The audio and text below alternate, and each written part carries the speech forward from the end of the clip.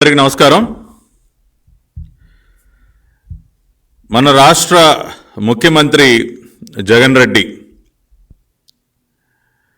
రాష్ట్రానికి పనికి వచ్చేటటువంటి ఏ కార్యక్రమం కూడా చేపట్టడం అలవాటు లేనటువంటి ఒక వ్యక్తి.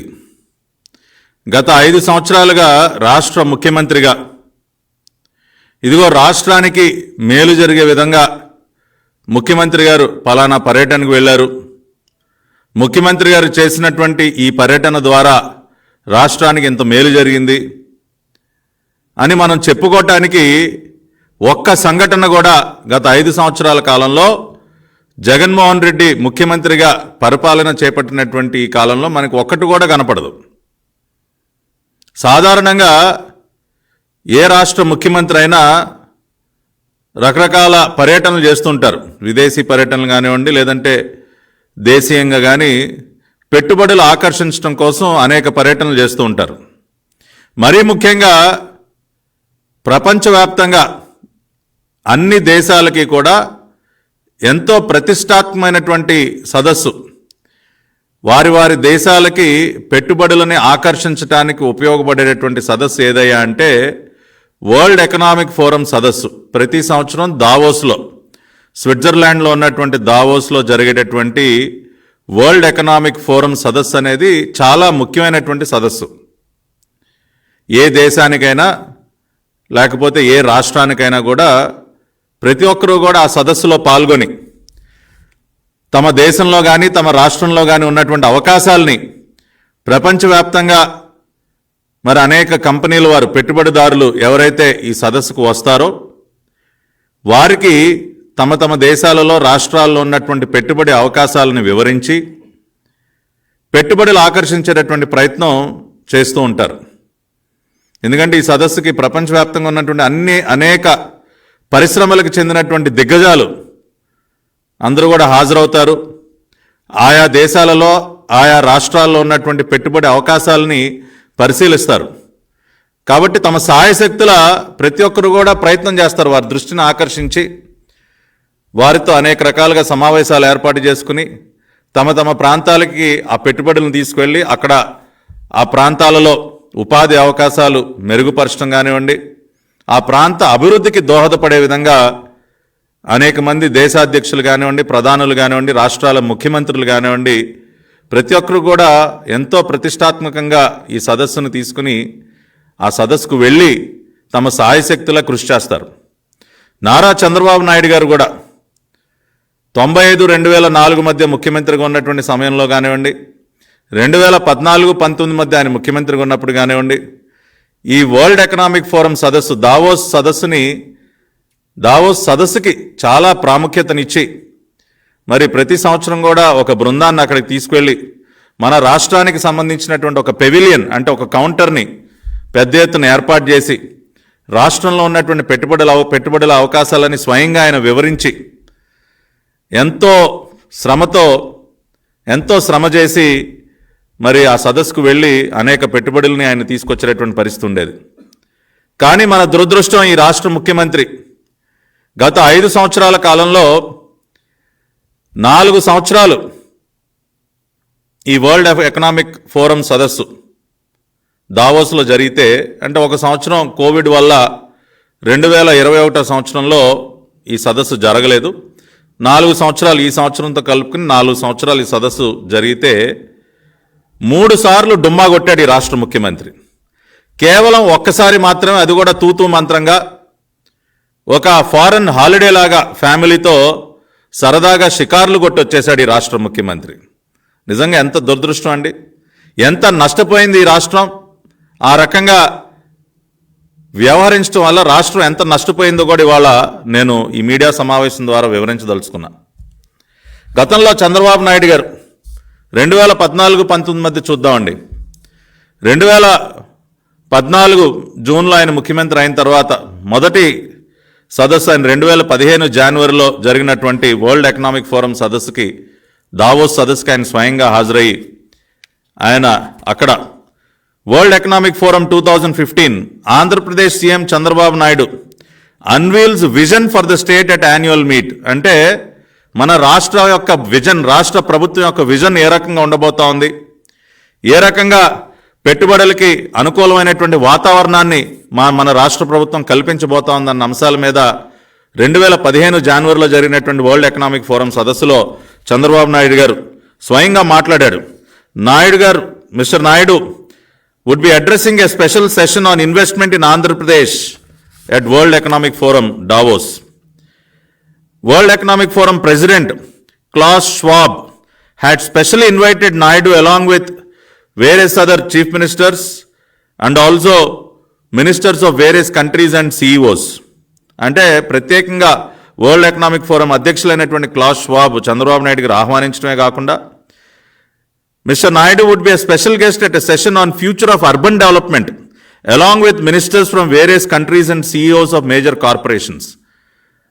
అంటే ఫ్యూచర్ ఆఫ్ అర్బన్ డెవలప్మెంట్ ఏ విధంగా ఉండబోతా ఉందన్న అంశం మీద జరిగినటువంటి సదస్సుకి ఒక ప్రత్యేక ఆహ్వానితుడిగా కూడా వరల్డ్ ఎకనామిక్ ఫోరం వారు చంద్రబాబు నాయుడు గారు ఆహ్వానించడం జరిగింది. అంటే ఆయనకున్నటువంటి ఇంపార్టెన్స్, ప్రాముఖ్యత ఏంటో దీని ద్వారానే మనకు అర్థమవుతుంది. ప్రత్యేకంగా ఆయన ఆహ్వానించడం, ఒక సెషన్కి ఆయన ప్రత్యేక స్పెషల్ గెస్ట్గా ట్రీట్ చేసి ఆయన చేత ఒక ఉపన్యాసాన్ని ఇప్పించడం, అంతేకాకుండా చంద్రబాబు నాయుడు గారు కూడా మరి ఇన్వెస్ట్మెంట్ ఇన్ ఆంధ్రప్రదేశ్ పైన ఒక ప్రజెంటేషన్ అక్కడ ఇచ్చి ఇన్వెస్ట్మెంట్స్ అన్నీ కూడా అంటే ఒక విజన్ని, మన రాష్ట్ర విజన్ని 2015లో జరిగినటువంటి వరల్డ్ ఎకనామిక్ ఫోరం సదస్సులో ఆయన పాల్గొని ఇవన్నీ కూడా చేయటం జరిగింది. అంతేకాకుండా Chandrababu Naidu hard sells Andhra to woo infrastructure technology refinery investments. అంటే అనేక రంగాల్లో ఆయన చేసినటువంటి కృషిని ఎకనామిక్ టైమ్స్ పత్రిక కూడా ఆ రోజున ప్రచురించడం జరిగింది 2015లో. మరుసటి సంవత్సరం 2016లో Shri Nara Chandrababu Naidu to take part in 46th World economic Forum annual summit in Davos. మళ్ళీ నెక్స్ట్ ఇయర్ 2016లో కూడా ఆయన స్వయంగా జనవరి 20 నుంచి 23 వరకు 2016లో జరిగినటువంటి సదస్సులో పాల్గొన్నారు. Mastering the 4th industrial revolution అన్న అంశం పైన ఆయన ప్రత్యేకంగా అక్కడ మాట్లాడారు. అదేవిధంగా అనేక కంపెనీలతో నెస్లే కానివ్వండి, Johnson Control, Siemens, McKinsey, Lockheed Martin, Airbus, JETRO, Uber, ఇట్లా అనేక ఫిలిప్స్, ఇటువంటి అనేక కంపెనీల ప్రతినిధులతో ప్రత్యేకంగా సమావేశమైనట్టు మళ్ళీ ఎకనామిక్ టైమ్స్ పత్రిక ప్రచురించినటువంటి వార్త ఈ రోజున మీ ముందు ఉంచుతూ ఉన్నాను 2016లో. అంటే ఏ రకమైనటువంటి కృషి చేశారో ఒక్కసారి గుర్తు చేస్తా ఉన్నా. మళ్ళీ 2017లో వరుసగా 3వ సంవత్సరం కూడా Andhra Pradesh has resources opportunities that global investors can explore. అనేక రీసోర్సెస్ ఉన్నాయి మన రాష్ట్రంలో, ఆపర్చునిటీస్ ఉన్నాయి, రండి మీరు పెట్టుబడి పెట్టండి అని మళ్ళీ చంద్రబాబు నాయుడు గారు వరుసగా 3వ సంవత్సరం 2017లో కూడా డావోస్కు వెళ్ళి అక్కడ అనేక కంపెనీలతో ఆయన సమావేశమైనటువంటి అంశాన్ని ఇండియా టుడే పత్రిక ప్రధానంగా ప్రచురించినటువంటి విషయాన్ని మీ దృష్టిలో పెడతా ఉన్నాను. అంతేకాకుండా AP has caught the fancy of global investors యొక్క దృష్టిని ప్రత్యేకంగా ఆంధ్రప్రదేశ్ ఆహ్వానించిందని చెప్పి జాతీయ పత్రికల్లో వచ్చినటువంటి వార్తలు 2017లో. అంటే ఎంత కృషి చేశారో చంద్రబాబు నాయుడు గారు రాష్ట్రం కోసం, దీన్ని బట్టి మీరు అర్థం చేసుకోవచ్చు. 2018లో 4వ సంవత్సరం కూడా Andhra leaders to Wu investments at world economic forum. Andhra Pradesh IT minister అప్పుడు నారా లోకేష్ గారు అండ్ సీఎం చంద్రబాబు నాయుడు వీళ్ళిద్దరూ కూడా మరి 2018లో రాష్ట్ర ప్రభుత్వం తరఫున చేసినటువంటి కృషి. 2019లో మరి చంద్రబాబు నాయుడు గారు కుమారులైనటువంటి లోకేష్ గారు ఈసారి వరుసనే మరి 4 సంవత్సరాలు చంద్రబాబు నాయుడు గారు దావోస్కు వెళితే 5వ సంవత్సరం లోకేష్ గారు ఆ రోజున ఐటీ మినిస్టర్గా Chandrababu Naidu son Nara Lokesh to lead Andhra delegation to world economic forum. అంటే ఎక్కడా కూడా ఒక్క అవకాశాన్ని కూడా వదులుకోకుండా 2014-19 2015, 2016, 2017, 2018, 2019 5 సంవత్సరాల పాటు ప్రతి సంవత్సరం నారా చంద్రబాబు నాయుడు గారు, 4 సంవత్సరాల పాటు 1 సంవత్సరం నారా లోకేష్ గారు, వీరు ఆంధ్ర రాష్ట్రం తరఫున అక్కడికి వెళ్ళి అనేక కంపెనీలతో మాట్లాడి అనేక రకాలైనటువంటి పెట్టుబడులను మన రాష్ట్రం కోసం సాధించడం జరిగింది. దానికి ఎవిడెన్స్ మరి ఎఫ్డిఐ మరి ఆంధ్రప్రదేశ్ రాష్ట్రానికి 2014-15 నుంచి 2018-19 మధ్య విదేశీ పెట్టుబడులు ఎన్ని వేల కోట్లు వచ్చాయన్న అంశాన్ని కేంద్ర ప్రభుత్వం డేటా విడుదల చేసింది. ఆ ఫిగర్స్ కూడా ఒకసారి గుర్తు చేయాలి నేను. 2014-15 మధ్య 8,326 కోట్లు, 2015-16 మధ్య 10,315 కోట్లు, 16-17 మధ్య 14,767 కోట్లు, 17-18 మధ్య 8,037 కోట్లు, 18-19 మధ్య 23,882 కోట్లు, మొత్తంగా 65,327 కోట్ల రూపాయలు. ఎంతండి? 65,327 కోట్ల రూపాయలు 2014-19 మధ్య మన రాష్ట్రానికి విదేశీ పెట్టుబడులని తీసుకొచ్చినటువంటి ఘనత నారా చంద్రబాబు నాయుడు గారికి దక్కుతుంది. అదే దాదాపు దేశం మొత్తం మీద వచ్చినటువంటి విదేశీ పెట్టుబడుల్లో 14.7% వాటా. అంటే ఎంత గొప్పగా చంద్రబాబు నాయుడు గారు కృషి చేశారో, ఎంత గొప్పగా మనకు పెట్టుబడులు వచ్చాయో కేంద్ర ప్రభుత్వం రిలీజ్ చేసినటువంటి డేటా ద్వారా మనకు అర్థమవుతుంది. ఇన్ని వేల కోట్ల రూపాయలు, 65,000 కోట్ల రూపాయల పెట్టుబడులు మన రాష్ట్రానికి వచ్చాయి అంటే అది ఏ రకంగా సాధ్యమైంది? ఇదిగో ఈ రకంగా వచ్చినటువంటి ప్రతి ఒక్క అవకాశాన్ని వదులుకోకుండా ప్రతి సంవత్సరం కూడా వరల్డ్ ఎకనామిక్ ఫోరం లాంటి సమిట్స్కి, దావోస్లో జరిగినటువంటి సమిట్స్కి, ఇంకా అనేక దేశాలు పర్యటించి చంద్రబాబు నాయుడు గారు చేసినటువంటి కృషి వల్ల అన్ని వేల కోట్ల రూపాయల పెట్టుబడులు మన రాష్ట్రానికి రావటం జరిగింది. ఒక కియా పరిశ్రమ కానీ ఇంకా అనేక రకాలైనటువంటి పరిశ్రమలు ఏ రకంగా వచ్చాయంటే అది చంద్రబాబు నాయుడు గారు జరిపినటువంటి పర్యటనలు. కియా మోటార్స్ పరిశ్రమని ఇక్కడికి తీసుకురావడం కోసం స్వయంగా సౌత్ కొరియా వెళ్ళి అక్కడ కియా మోటార్స్ ప్రతినిధులతో మాట్లాడి వారిని ఒప్పించి మిగతా రాష్ట్రంలో వాళ్ళు ప్లాంట్ పెట్టాలని ఒక నిర్ణయం దాదాపుగా తీసుకున్నటువంటి సమయంలో వాళ్ళను ఒప్పించి వాళ్ళ మనసు మార్చి ఆ ప్లాంట్ని అనంతపురం జిల్లాకి తీసుకురావటం వల్ల ఎంత మేలు జరిగింది ఆ జిల్లాకి, రాష్ట్రానికి ఒకసారి మనం ఆలోచించాలి. అంటే చంద్రబాబు గారు చేసినటువంటి కృషి ఎటువంటిదో ఒకసారి మనం గుర్తు చేసుకోవాలి. కానీ రెండో పక్కన ఇవాళ జరుగుతున్నది ఏంటండి?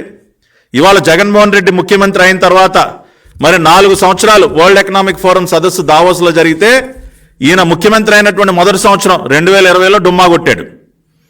ఎందుకు వెళ్ళలేదో ఆవిడికి తెలియదు. సరే 2021 కరోనా, 2022 ముఖ్యమంత్రి గారు పర్యటనకు బయలుదేరారు. కానీ ఆ రోజున వచ్చినటువంటి వార్తలు ఏంటండి? ఈయన గారు విజయవాడ నుంచి ప్రత్యేక విమానంలో స్పెషల్ ఫ్లైట్ వేసుకుని కొన్ని కోట్ల రూపాయలు తగలేసి ఈయన దావోస్కి అని చెప్పి బయలుదేరాడు, స్విట్జర్లాండ్కి. కానీ వెళ్ళింది ఎక్కడికండి? లండన్కి. సీఎం వెళ్ళింది ఎక్కడికి? చెప్పింది దావోస్కు, దిగింది లండన్లో. దావోస్కి అని చెప్పి బయలుదేరి విమానాన్ని నేరుగా లండన్ తీసుకువెళ్ళి అక్కడ తన కుమార్తెను కలిశారా, లేదంటే ఆయన వ్యాపార విదేశీ దొంగ పెట్టుబడులన్నీ చాలా దేశాల్లో ఉన్నాయి కదండి, మరి ఆ లెక్కలు చూసుకోవడానికి లండన్ వెళ్ళాడా? అది ఈ రోజుకి కూడా $1 మిలియన్ క్వశ్చన్. దావోస్కి అని చెప్పి నేరుగా లండన్లో దిగి మళ్ళీ అక్కడి నుంచి బయలుదేరి అప్పుడు మళ్ళీ దావోస్కి వచ్చినటువంటి పరిస్థితి. అంటే మన దేశం నుంచి దావోస్కి వెళ్ళాలంటే వయా లండన్ వెళ్ళాలా? ఆ రోజున అందరూ కూడా ఆశ్చర్యపోయారు. ఇన్ని కోట్ల రూపాయలు తగలేసి ఫ్యామిలీని అంతా మళ్ళీ లండన్లో ఉన్నటువంటి కుమార్తెను కూడా ఎక్కించుకుని భార్యా పిల్లలందరూ మళ్ళీ దావోస్కి వచ్చి స్విట్జర్లాండ్లో హాలిడే. ఇవాళ నేరుగా జ్యూరిక్లో దిగితే జ్యూరిక్ నుంచి 1 గంట దూరంలో దావోస్ అండి. మరి ఆ రోజున లండన్ వెళ్లాల్సిన అవసరం దేనికి వచ్చిందండి? అంటే సీఎం గారి దృష్టి దావోస్ పెట్టుబడుల సదస్సు మీద కాదండి, రాష్ట్రానికి పెట్టుబడులు తీసుకొద్దామన్న ఆలోచన ఆయనకి ఏమాత్రం లేదు. విదేశీ విహారయాత్రగా దాన్ని మార్చేసి ఇదిగో లండన్ వెళ్ళి లండన్ మిస్టరీ జగన్ ఫ్లైట్ అక్కడెందుకు దిగింది అంటే సూటిగా బదులు ఇవ్వని 2 మంత్రులు. ఇదిగోండి ఇది ఆ రోజున 2022లో ముఖ్యమంత్రి గారు చేసినటువంటి దావోస్ పర్యటన. ఉష్ దావోస్. జగన్ విదేశీ పర్యటనపై ఏమడిగినా తెలియదు, సమాచారం మా వద్ద లేదు. ఇంతకీ అక్కడికి వెళ్ళి ఈయన గారు ఏమి సాధించాడన్నది ఒకసారి చూస్తే ఆయన అక్కడికి వెళ్ళి ఏ విదేశీ కంపెనీలను కలవలేదండి. విదేశీ కంపెనీలు అసలు ఈయన ముఖం చూడలేదు. దానికి కూడా ఒక కారణం ఉంది. 2022లో జగన్మోహన్ రెడ్డి గారు దావోస్ వెళ్ళిన సందర్భంలో ఏ ఒక్క విదేశీ కంపెనీ కానీ, ఏ ప్రముఖ కంపెనీ సీఈఓ కానీ, ఏ పెద్ద పారిశ్రామికవేత్త కానీ ఎవరు కూడా జగన్ రెడ్డి ముఖం ఎందుకు చూడలేదో ఒకసారి అది కూడా గుర్తు చేసుకోవాలి. 2020లో మరి పీయూష్ గోయల్ గారు దావోస్ వెళ్ళినటువంటి సందర్భంలో ముఖ్యమంత్రిగా జగన్మోహన్ రెడ్డి గారు పదవి బాధ్యతలు స్వీకరించినటువంటి మొదటి సంవత్సరంలో ఆయన చాలా ఘనకార్యాలు చేశారు కదండి. గతంలో చంద్రబాబు నాయుడు గారు తీసుకొచ్చినటువంటి పెట్టుబడులు, చేసుకున్నటువంటి ఒప్పందాలన్నీ కూడా అకారణంగా రద్దు చేయటం వల్ల, మరీ ముఖ్యంగా పవర్ పర్చేస్ అగ్రిమెంట్స్ ఏవైతే ఉన్నాయో అవి రెన్యూబుల్ ఎనర్జీలో, సోలార్ ఎనర్జీలో, విండ్ ఎనర్జీలో చేసుకున్నటువంటి పవర్ పర్చేస్ అగ్రిమెంట్స్ని కేంద్ర ప్రభుత్వం ఇది తప్పు అని చెప్తున్నా సరే వాటిని రద్దు చేయటం వల్ల దేశ ప్రతిష్ట దిగజారిపోయి దావోస్లో ఉన్న దావోస్ బృందం అంటే ఆ రోజున భారతదేశం తరఫున దావోస్ వెళ్ళినటువంటి పీయూష్ గోయల్ గారు తలదించుకోవాల్సినటువంటి పరిస్థితి ఏర్పడింది. 2020లో మరి దావోస్లో పీయూష్ గోయల్ గారి వద్ద క్యూ కట్టారు అక్కడ ఉన్నటువంటి పెట్టుబడిదారులందరూ కూడా. ఏంటి మీ రాష్ట్రంలో ఈ తుగ్లక్ ముఖ్యమంత్రి చేస్తున్నటువంటి పనులేంటి, మీ దేశంలో మేము ఎలా పెట్టుబడులు పెట్టాలి, ఏమి క్రెడిబిలిటీ ఉంది మీ దేశానికి? ఈ రకంగా ఒప్పందాలన్నీ కూడా రద్దు చేసుకుంటే మేము ఎలా పెట్టుబడులు పెడతాం, గ్యారంటీ ఏంటని చెప్పి పీయూష్ గోయల్ గారిని గట్టిగా నిలదీసేసరికి ఆయన తలదించుకోవాల్సినటువంటి పరిస్థితి ఏర్పడింది. ఆ విషయాన్ని ఆయన ఒక సమావేశంలో కూడా చెప్పి దేశ ప్రతిష్టనే దిగజార్చింది ఒక రాష్ట్రం అని చెప్పి ఆయన మాట్లాడినటువంటి ఒక మాటలు కూడా ఒకసారి మీకు వినిపించాలి. Stable and predictable regulatory regime, and we have a stress point on the power purchase agreements down south, which hopefully everybody is working to try and resolve, but it has damaged India's reputation very, very severely. In fact, if any of you has influence in that state, please exert that influence. We are also working to find a resolution, but I'm toying with an idea.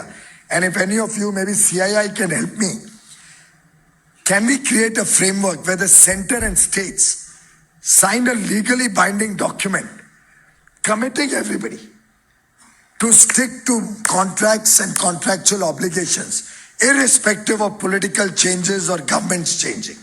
I think it's time as a nation we decided on doing this, and anybody who reneges on any contract should commit that the Reserve Bank can cut his devolution of funds and pay for that contract, but not allow any such damage to the whole nation's reputation.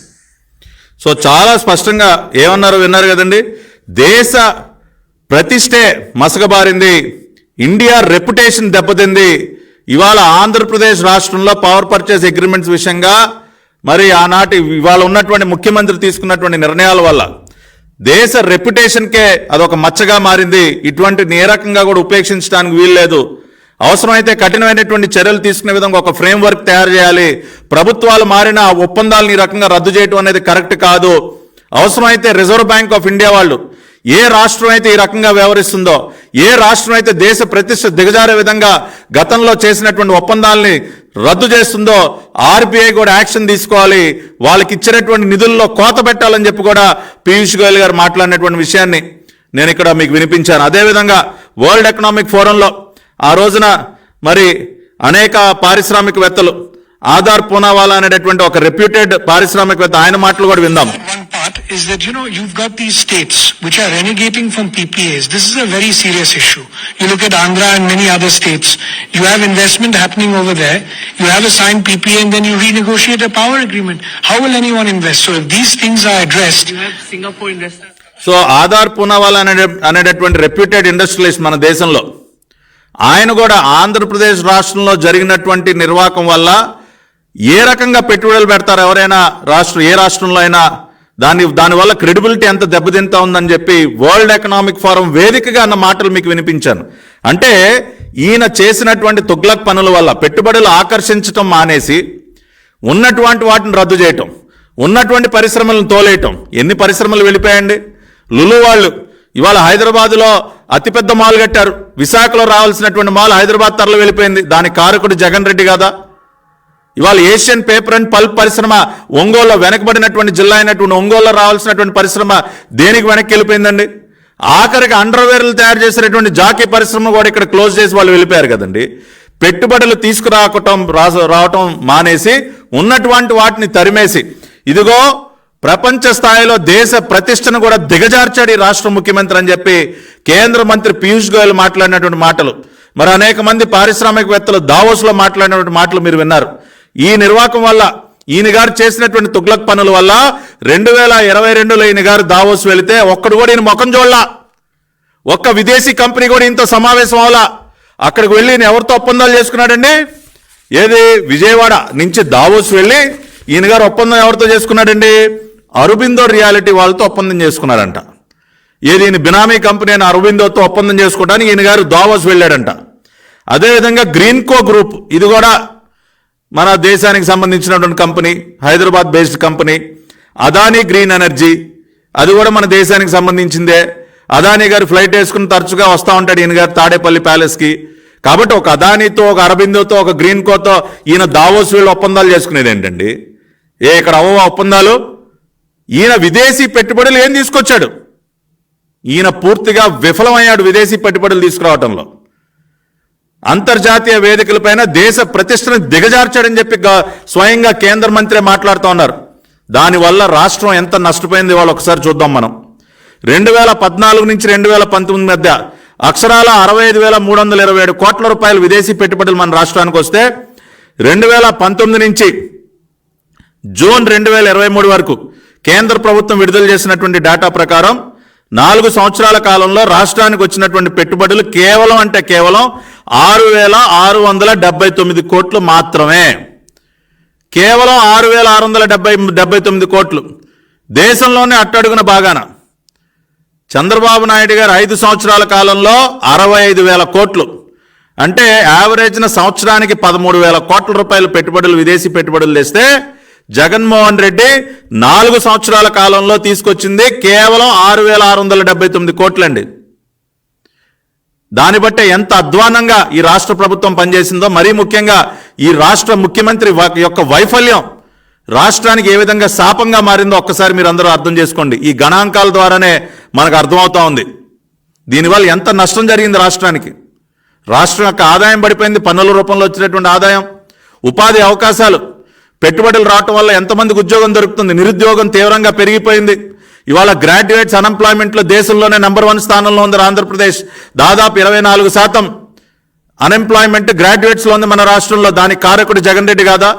ఈ రకంగా ఇంత అధ్వానంగా విదేశీ పెట్టుబడులు ఆకర్షించడంలో దేశంలోనే అట్టడుగున బాగానే ఉంటే ఏ రకంగా ఉపాధి అవకాశాలు వస్తాయి సార్? కాబట్టి ఇవాళ జగన్మోహన్ రెడ్డి వల్ల ఎంత నష్టపోయిందో రాష్ట్రం ఈ గణాంకాల ద్వారానే మనకు అర్థమవుతా ఉంది. ఆఖరికి కేంద్ర ప్రభుత్వం ఆర్టీఐ ద్వారా అడిగినటువంటి ప్రశ్నలకి సమాధానంగా వాళ్ళు చాలా స్పష్టంగా చెప్పారు. దావోస్లో ముఖ్యమంత్రి గారు జనవరి 2022 జూన్లో దావోస్లో జరిగినటువంటి వరల్డ్ ఎకనామిక్ ఫోరం వేదికగా ఆయన ఆంధ్రప్రదేశ్ తీసుకొచ్చినటువంటి పెట్టుబడులు ఏంటి అని ఆర్టీఐ ద్వారా అడిగితే చాలా స్పష్టంగా whether any investment proposals came forwarded by anyone with the government of Andhra Pradesh in the World Economic Forum Davos held in the month of June 22. If so, please furnish the details. అంటే వాళ్ళు no such information is available in the FDA division అని కేంద్ర ప్రభుత్వం ministry of commerce and industry వాళ్ళు department for promotion of industry and internal trade వారు ఇచ్చినటువంటి సమాధానం. మా దగ్గర 2022 దావోస్ పర్యటన వల్ల ఆంధ్రప్రదేశ్ రాష్ట్రానికి ఒక్క పైసా పెట్టుబడి వచ్చిందన్న సమాచారం మా దగ్గర లేదు అని చెప్పి చాలా స్పష్టంగా కేంద్ర ప్రభుత్వం మినిస్ట్రీ ఆఫ్ కామర్స్ వారు ఇచ్చినటువంటి జవాబు ఆర్టీఐ. దీనికి ఏం సమాధానం చెప్తాడండి జగన్మోహన్ రెడ్డి? ఇవాళ జగన్మోహన్ రెడ్డి యొక్క ముఖం ఇవాళ విదేశీ పెట్టుబడుల దృష్టిలో ఆయన ముఖం చెల్లక ఇవాళ ఈ సంవత్సరం జరుగుతున్నటువంటి దావోస్ పర్యటన కూడా డుమ్మా కొట్టాడు. అనేక ఇతర రాష్ట్రాలు ఇవాళ దావోస్ పర్యటనకు వెళ్ళారు కదా.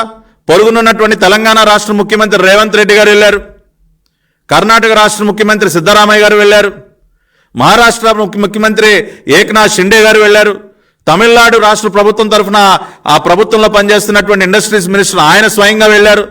ఇన్ని రాష్ట్రాలు ప్రపంచ ఆర్థిక సదస్సు వరల్డ్ ఎకనామిక్ ఫోరం సదస్సు దావోస్ సదస్సుకు వెళ్ళి తమ రాష్ట్రాలకి పెట్టుబడులు తీసుకురావడానికి కృషి చేస్తూ ఉంటే ఇవాళ ఏం గడ్డు బీగుతా ఉందండి ఈ రాష్ట్ర ప్రభుత్వం?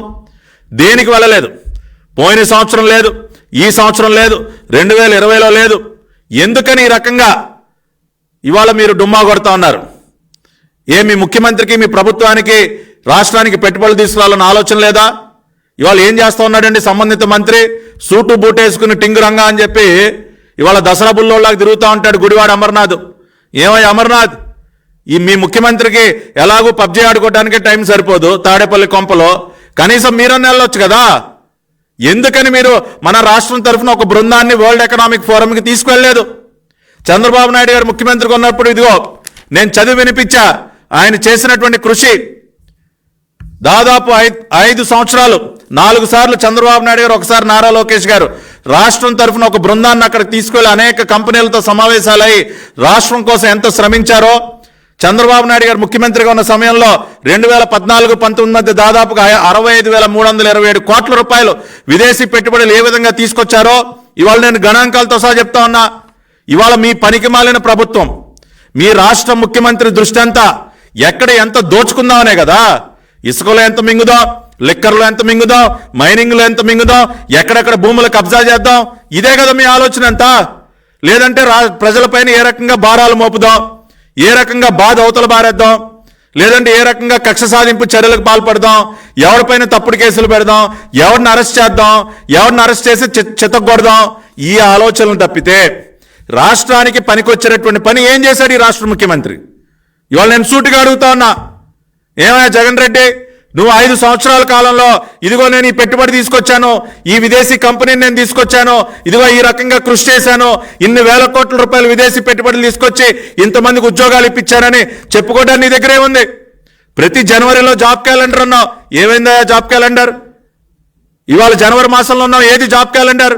ఏ సంవత్సరమైనా నువ్వు జాబ్ క్యాలెండర్ ఇచ్చావా? ఎక్కడి నుంచి తెస్తావా ఆయన ఉద్యోగాలు? ఈ రకంగా తిని తొంగుంటావంటే తాడేపల్లి ప్యాలెస్లో నువ్వు ఎక్కడి నుంచి తెస్తావు ఉద్యోగాలు?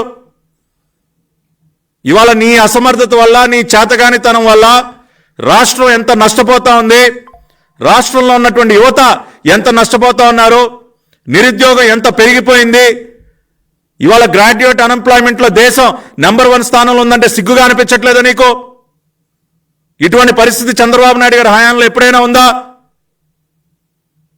ఆయన ఎవరి కోసం వెళ్ళారు? ప్రతి సంవత్సరం దావోస్ వెళ్ళి అంతమందితో ప్రత్యేకంగా సమావేశం అయింది ఆయన కోసమా? ఆయన వ్యక్తిగత ఆస్తులు పెంచుకోవడం కోసమా? రాష్ట్రం కోసం. విభజన జరిగిన తర్వాత తీవ్రంగా నష్టపోయింది రాష్ట్రం.